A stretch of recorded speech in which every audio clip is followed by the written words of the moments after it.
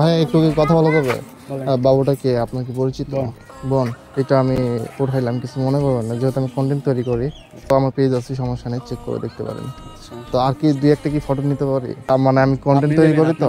হ্যাঁ হ্যাঁ হ্যাঁ, পেজে ছাড়ার জন্য। হ্যাঁ হ্যাঁ। আচ্ছা নেন। এটা কি কেন ভাইয়া? কেন না?